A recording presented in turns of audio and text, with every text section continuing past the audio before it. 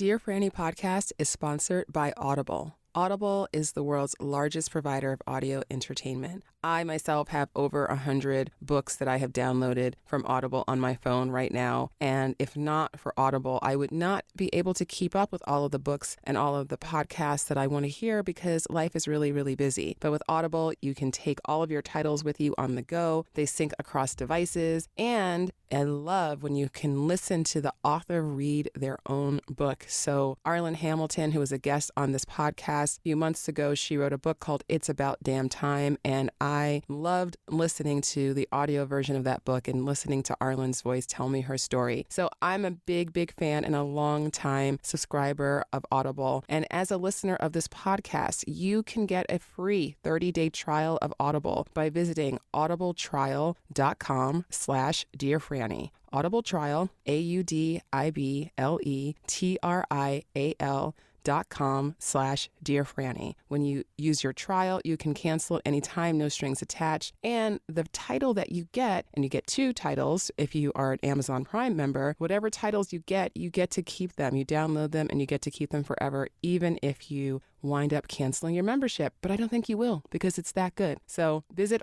audibletrial.com/dearfranny.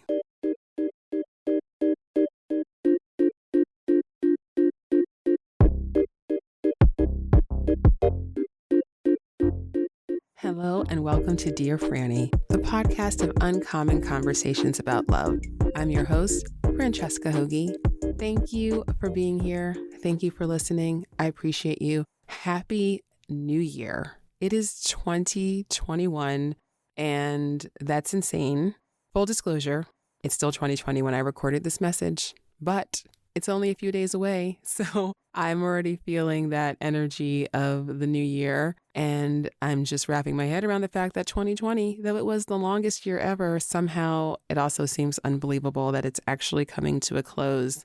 One thing that's become a fixture in my life in 2020 since September is a social media app. It's a platform called Clubhouse, and it's an all audio platform, and it's in beta right now, and it's invite only. So that's, if you haven't heard of it yet, that's why, but you will one day when they eventually open it up. But I have been having a lot of really great conversations with people on Clubhouse. And if you're on Clubhouse, find me. I'm Dear Franny, easy to find. Today's episode is a recording of a conversation that I had in Clubhouse, and it's just my portion. So the way that it works is that you host a room, and so I host these rooms, and I hosted a room about dating with intention and the power of dating with intention. And so the way that I started the conversation was by really just explaining what I mean by dating with intention and how you can do that and what that approach even looks like. Will give you a really, really solid foundation if you are looking for love. And if you want 2021 to be the year that you manifest the true love relationship that you desire, then I'm excited for you to listen to this episode because it's going to get you started on a really strong, solid foundation for making that happen for yourself, which I want that to happen for you because you deserve it and it's possible for you. And then lastly, I want to add, before we get into the show, I want to quickly invite all of you to text me. So this is the phone number. This is a U.S. number. So for those of you who are outside of the U.S., you're welcome to text me too, but it is going to be an international number. So, make that decision accordingly. So the country code is 1 for those of you who are outside of the U.S. And the phone number is 323-402-6863, 323-402-6863. And I want you to text me. And you can just say hi. You'll be a member of my text community, but I want you to be a member of my text community so I can stay in touch with you and I can let you know about a summit that I am co-hosting with my friend AC Brown, who was on the podcast a couple weeks ago. She and I are co-hosting a summit, and it's going to take place on Clubhouse. But there's also going to be a live stream available for those of you who aren't on Clubhouse. And we're going to be talking about human design and romantic love, body love, money love. We're going to have great special guests. It's going to be amazing. And if you want to stay informed about all of that, please go ahead and text me 323-402-6863 so you can get all the details when that is available.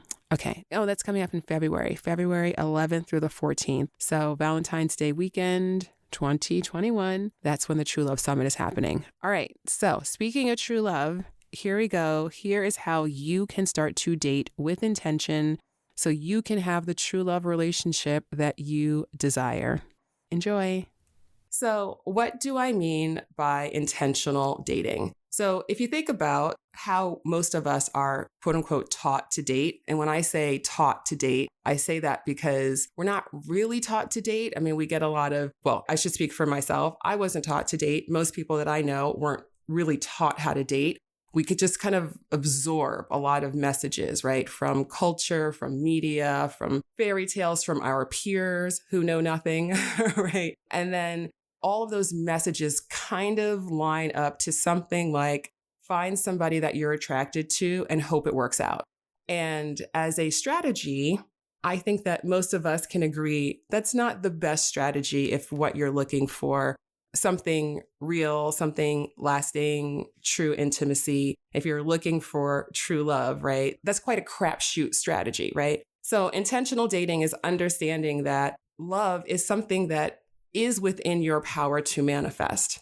It is something that you can actually take action to make happen for yourself. The foundation of the intentional dating approach is really this place of empowerment and understanding that you are a co-creator in your relationship and you are co-creating it right now. Even if that person hasn't shown up yet, what you're doing right now is still laying the foundation and setting the vibration to attract that person into your life. So I personally am so excited always to talk about this because the old way of, just find somebody that you're attracted to and hope it works out approach to dating leads to so much, disempowerment, frustration, feeling like this is just a crapshoot and some people are lucky in love and some people aren't. And it's just, what do you do with that? It's as if the only way that you could ever have financial abundance is if you won the lottery and there was no other path to it. Like that's kind of how we treat dating. And it's like, no, that's not true. Yes, there are people who marry their high school sweetheart and they are happy and they are soulmates and they live, 70 years and, die in each other's arms peacefully in their sleep. Like, yes, that happens, but it doesn't happen for most people, right?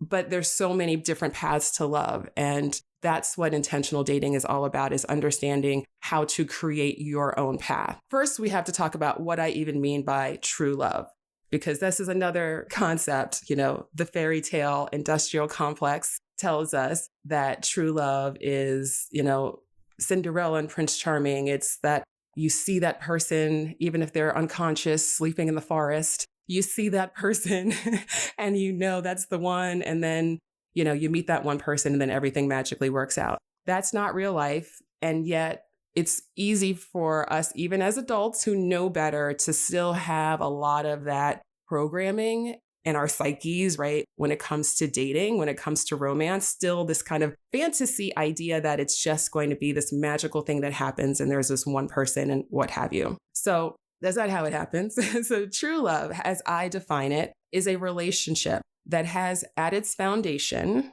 emotional and physical safety, emotional and physical intimacy, joy, mutual respect, and commitment.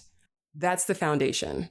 So another way to think of this is a healthy relationship, right? Like people talk about unhealthy relationships, toxic relationships, dysfunctional relationships. And if you kind of break down the dynamics that would lead to a relationship that you'd call toxic or dysfunctional, those relationships, there's something there that's missing, whether it's the mutual respect, whether it's the emotional safety, whether it's the intimacy, whether that's physical or emotional or both, whether there's physical safety issues, then obviously that's going to be dysfunctional. So if there's no joy, right? If you're together, but it's a misery to be together, that's not going to be a happy relationship, right? That's not going to be a fulfilling relationship. And I add commitment in here because without commitment, it's very difficult to have emotional safety and emotional intimacy, because emotional safety is knowing that, not that it's perfect, because no one's perfect, okay?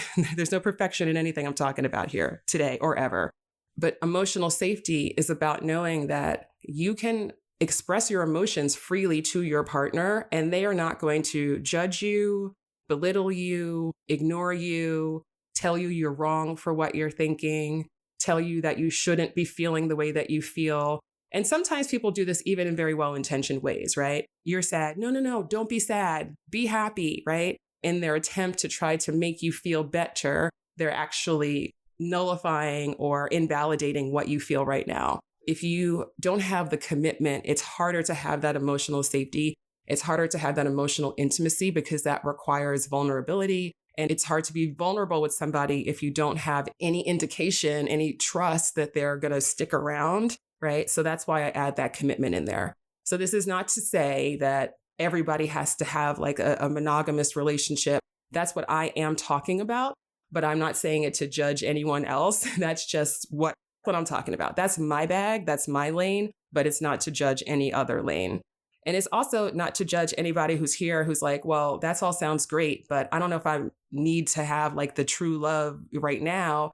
Maybe that's not where you are right now. And that's also great. And that's one of the parts of intentional dating is really, and actually this is the first step, is getting clear on what relationship do you want? Now, when I say what relationship do you want, I didn't say who do you want to be with? I said, what relationship do you want?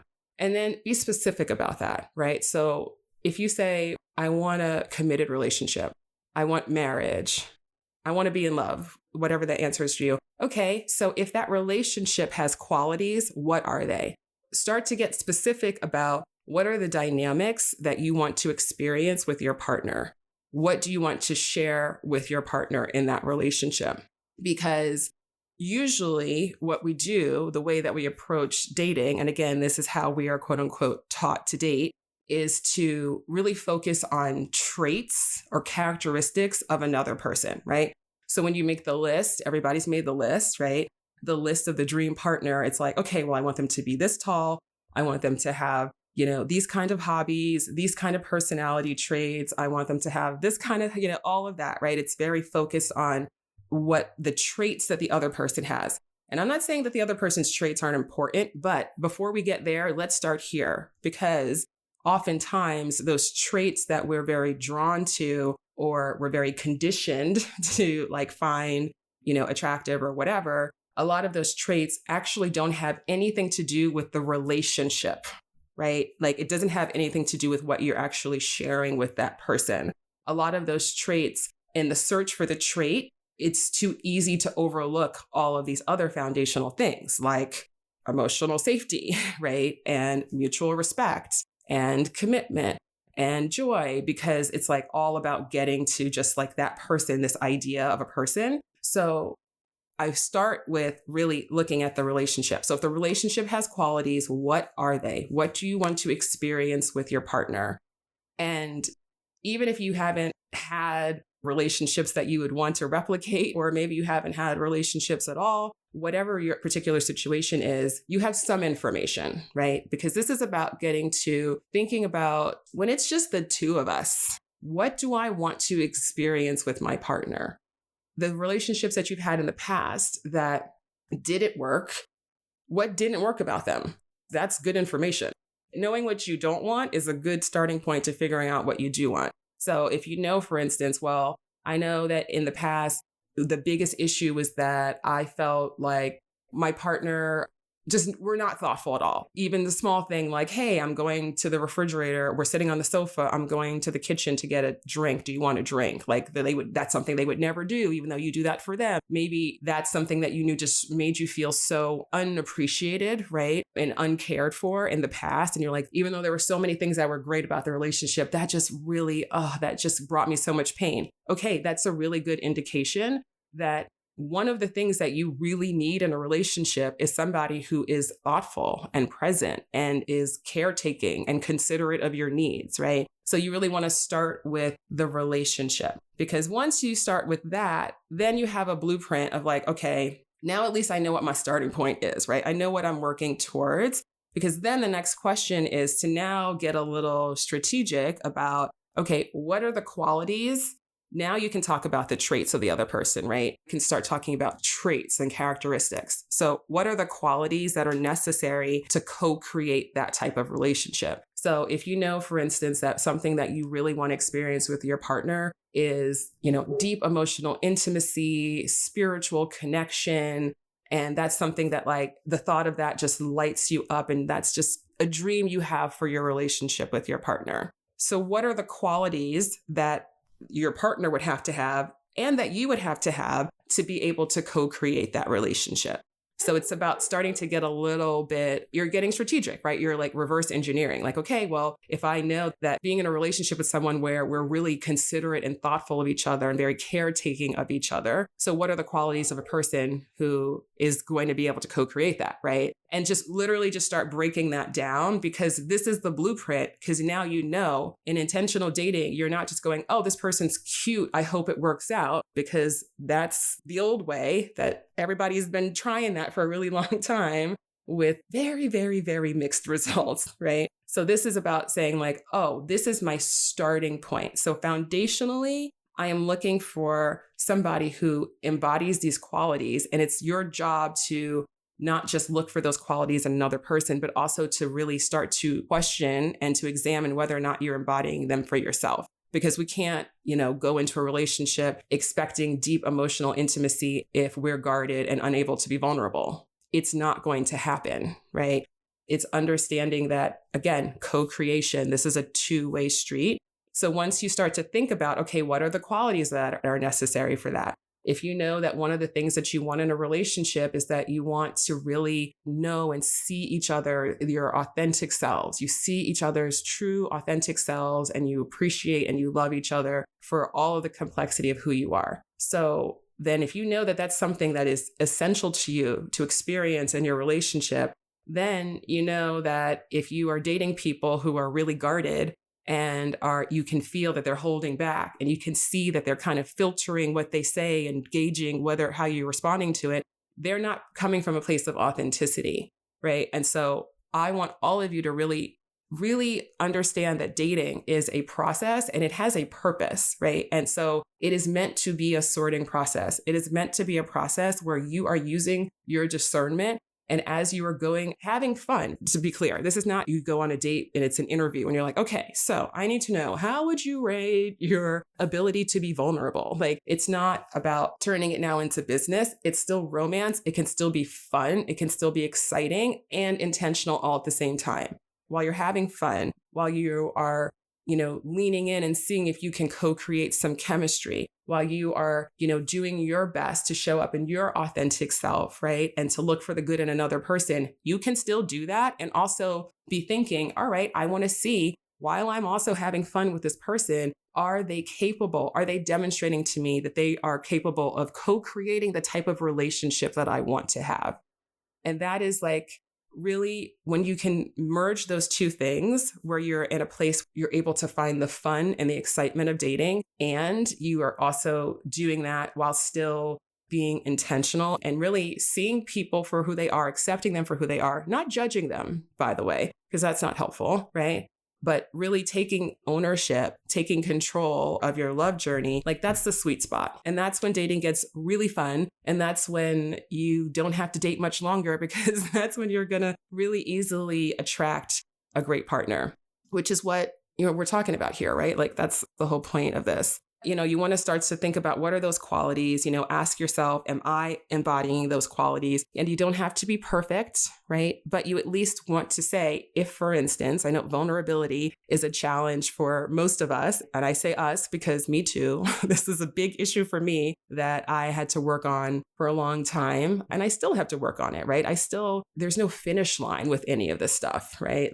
So we have to be gentle and compassionate towards ourselves, because there is no finish line, and this is all just a process. But once you start to bring more awareness, and you're like, okay, I know that I want somebody who we can really see each other for who we are. I know that it's hard for me to show up with real authenticity in dating. That's scary for me, right? So being gentle with yourself, you can still start to take that scary action to push yourself to be a little bit more authentic, to be a little bit more vulnerable, even though it feels uncomfortable at first, because it will. but you can still choose to take that action, because by taking that action, now you're starting to show yourself, you're starting to show your subconscious like, oh, I can do this, right? And then the more of those actions you take, the more you're going to start attracting different people. You're going to start having different results. And then it all just builds and builds and builds upon each other. So part of being intentional in dating is not waiting until you feel like being vulnerable and authentic.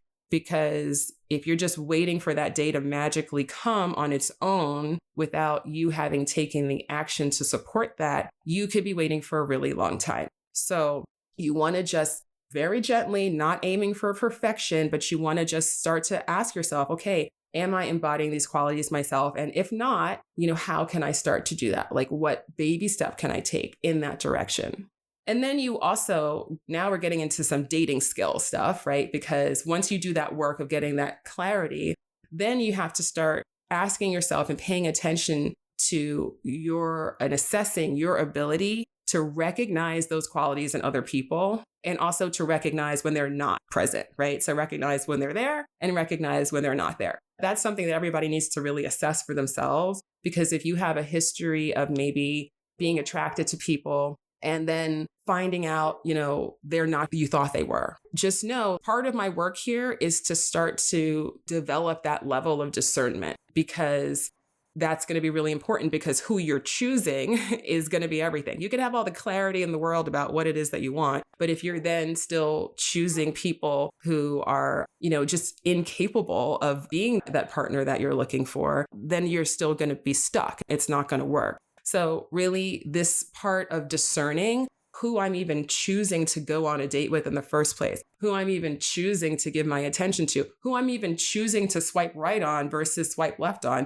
Because frankly, most of the time when, a client or somebody else tells me that they met somebody online and it was like, oh my God, there's something terrible happened, or like, oh, I made it really clear I was looking for a relationship and, he still like sent me a dick pic or whatever. And it's like, well, let's look back. Let's see how, was this truly, truly, truly, truly random, out of the blue, never could have seen this coming behavior? Because that can happen. But if there is something to learn here, then let's look at that too, right? And usually when we go back through the messages, when we go back to the profile, it's like, okay, there wasn't really anything here to indicate that this person was actually looking for what you're looking for. The way that they were showing up, the way that they were communicating with you, you were hoping that they were looking for the same thing. You thought, oh, well, I said what I'm looking for, so that means that they are looking for the same thing. That doesn't mean that at all. There are plenty of people who will be happy to waste your time if you let them. And it's just something I see a lot of ladies do. I'm talking to the ladies who date men here, which is like, well, I'm just going to tell him what I'm looking for, and then that means he'll be on notice. And then if he doesn't want that, then he won't waste my time. No one can waste your time unless you let them. And this is, again, being intentional is understanding that you are empowered here in your love journey. And it's about really paying attention to how people are showing up. And then also paying attention to how you're showing up, right? Like I was saying before, looking at those qualities and then really checking in with yourself to see how much you're embodying them yourself. So that's all like really foundational to even getting started, right? And then it just continues. So it continues when you put a dating profile online. How are you expressing yourself? How much authenticity are you bringing to that profile? How much vulnerability are you bringing to that profile? What is your intention? Is your intention to get as many matches as possible? Because if that is your intention, then if you're here in this room right now listening to me, then you are looking for something more serious than that, right? So and this is how most people go online. I want to have the widest appeal possible. I want to get the most number of matches possible. I want to because it is an ego boost and it's a little, dopamine hit. And these apps are designed to trigger all of that, by the way. That's a whole other discussion. But that is actually how the technology is designed to keep you addicted to that hit and to keep you swiping. just to be clear. So if you're not intentional about how you are going about using dating apps, chances are you are gonna, again, it's the crapshoot. Some people get lucky and, being very kind of willy-nilly about it. But most people who are successful using dating apps are being very intentional about how they're doing it. Starting with what you were putting in your profile, starting with the photos that you're using. Are your photos all about you looking cool and sexy and aloof and cultured and well-traveled? I mean, that's great. But if you're looking for real intimacy and connection, then let's bring a little bit more vulnerability here, right? Let's not have the photos be about where you are and what you're doing, but about you. And let's not have your photos be Instagrammy, but have your photos be you looking into a camera, not with a bunch of distractions, but with you actually letting something of your personality and your energy actually come through that photo. So even just small things like that, you start to bring more intention to them, you start to have different results. And if you start to say, okay, well, I guess I don't need to match with every cute man, woman, person on this app. I really want to be really targeted here. I want to be smart here. I want to speak to the person that I want to meet. Then you have that intention. It changes what you put in your bio, because now instead of being really generic and just saying you like to travel like everybody else says, you're going to bring more specificity. You're going to say something, and you can say this very briefly. In 5 sentences, you can convey, this is who I am. This is what I care about / what I love to do. This is who I'm looking for. This is who I hope to meet. This is what I'm looking for with that person. And this is why you should contact me. That is the structure of a dating bio. And you can do that in 5 sentences, and you can do that in 5 paragraphs, right? But even being specific in that limited real estate that you have about what you're saying, and really using something of your true personality. Like, think about it this way. You want somebody to read your bio and say, oh, they sound amazing, and they sound like they are looking for me. Like, yes, that is who they're describing. They say they want to meet somebody who's kind and curious about the world around them and who's looking for a real connection. Like, that's me, right? So you really want to think about speaking very specifically. Again, that's bringing intention to it. Bringing intention to it further on dating apps. Who are you swiping on? Are you reading what they're saying? Or is what they're saying giving you any indication that you're on the same page and that you're seeking the same thing, that they are bringing the same level of authenticity to this process that you are, right? Asking those questions. Are you going by who has the best photos, which, by the way, are going to disappoint you most of the time anyway? Most people are terrible at online dating. You can't judge them by their photos because most people's photos are terrible. If they pass the puke test, and this is a real thing. I mean, it's a real thing that I came up with based on the 80s classic, Girls Just Want to Have Fun. But the puke test is when you look at somebody and you say, would I puke if this person kissed me? And if the answer is yes, then no matter how amazing a person they are, you cannot overcome that, okay? But if the answer is, I don't think I'd puke, but I don't want to kiss them, or I'm not attracted to them, or I don't know, then okay, that's fine. If there is otherwise there's otherwise things there that is compelling about this person, this is very exploratory. Like, swiping right on someone is not a marriage proposal. It's literally like the equivalent of smiling at somebody in line at the coffee shop. It's the digital equivalent of that. And then you might, in 2 message exchanges, be like, okay, and now they've taken themselves out of the running, and that's part of the process, and that's fine. And then you move on, right? So I could go on about this. I'm going to wrap this up. There is a level of self-awareness that is really required in order to date with intention, because if you don't have that self-awareness, then you're not going to be able to have that same level of discernment, because you're just not going to really see what's going on. 2 things I want to say about this really quickly. So number 1, if this is something that you maybe recognize as maybe a challenge for you, or maybe you're not terribly self-aware, or even if you think you are, just consider these 2 things anyway. Number 1, self-compassion. So being self-aware requires really paying attention to your motivations, to your feelings. It requires being able to take responsibility for your actions, right? This can be very fraught because this is a lot of opportunity for self-judgment and self-criticism. Self-judgment and self-criticism are the enemy.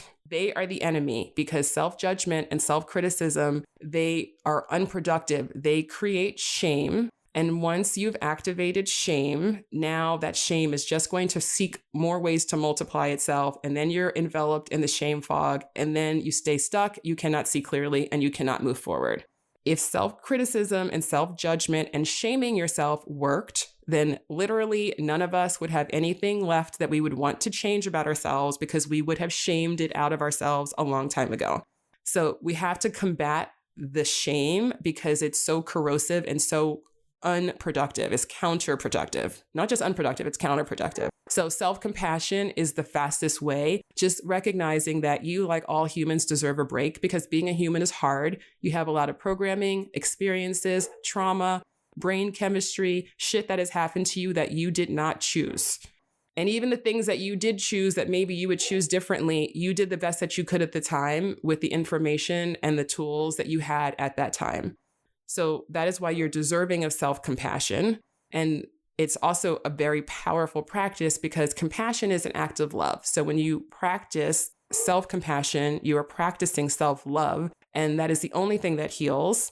And it builds upon itself, right? So the more you're able to practice that self-compassion, the more worthy you feel. It has a beautiful, beautiful cascade of effects. So self-compassion, number one, I know I'm a broken record about it, but it's that important. And then with that self-compassion, then just curiosity, really starting to get curious. Like, okay, this is interesting. I have this pattern. I keep on attracting or being attracted to this particular type of person or dynamic. What is that about? Even if I don't know what it's about, if I had to guess, like, what might it be about, right? And just starting to ask yourself those questions. If you ask yourself those questions in a compassionate way and not a shaming way, you'll start to get answers. That is my introduction to intentional dating. Thank you so much for listening. And there you have it. I hope that you enjoyed it. I hope that you found it valuable. Hopefully there was still some good information in there for you. And if you did find it valuable, if you do find this podcast valuable, then I invite you to please share it. Let your friends know, tweet about it. Follow us on Instagram, tag us in a story. So grateful. I am at Dear Franny on all of the social medias, and the podcast is at Dear Franny Podcast on Instagram and Facebook. And we love hearing from you. And I'm grateful to all of you who have reached out. I'm grateful to all of you who have taken the time to subscribe to the show, to rate the show, to review the show, to share the show. I appreciate you. I see you. And I thank you so very much. And if you're enjoying the show and you haven't done any of those things yet, it's not too late. All right, everyone, wherever you are in the world, and I see you guys listening all around the world, and it warms my heart so, so much. I love it. I appreciate you. Thank you so much. Happy New Year. Please stay safe, stay healthy. I hope that you are thriving. Thank you for taking some time out of your day to spend it with me, and I will talk to you soon. Goodbye.